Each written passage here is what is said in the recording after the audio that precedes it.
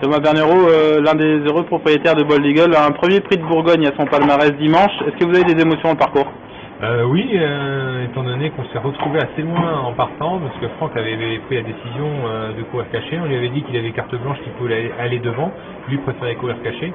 Donc il n'a pas trop démarré, il s'est retrouvé assez loin en plaine. Et là, je me faisais un peu de cheveux blancs parce que Timoko en tête, on sait que c'est un lion. Et il était quand même une trentaine de mètres devant nous. Mais après, Franck Niva a drivé la course parfaite, il est venu en montant se placer et pour finir, il a fait sûrement la différence. Quand est-ce que vous avez repris confiance un petit peu dans les tribunes? Quand Franck est venu se placer derrière Voltigeur de Mire en montant, où là j'ai dit il sera à portée de fusil. Maintenant, le rythme, le tempo peu soutenu imprimé par Björn Goop me faisait un petit peu peur parce que Timoko, on sait que c'est un crack. Il n'a pas battu le record des gars pour rien.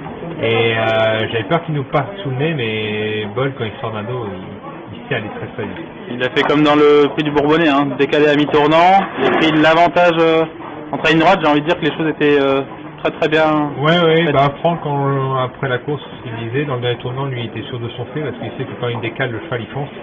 Et le cheval est venu prendre l'avantage, et comme à son habitude, il n'en a pas fait plus que nécessaire, il a fait le minimum vital. Donc non, il le fait vraiment bien.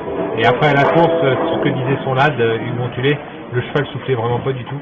Donc ça a été on va dire un très bon exercice pour préparer le prix d'Amérique. L'attente va être longue, encore un mois avant la grande échéance, la première grande échéance. Oui, mais après faut savoir respecter les étapes qu'on s'est données. 4 semaines avant le prix d'Amérique, c'est ce qu'il faut pour arriver avec suffisamment de fraîcheur pour enchaîner les 3 belles courses, c'est-à-dire le prix d'Amérique, le prix de France et le prix de Paris, qui se courent toutes elles à 15 jours d'intervalle. Donc il faut mieux arriver avec de la fraîcheur que, on va dire, avec un peu plus de course dans les jambes. En route pour un doublé a priori?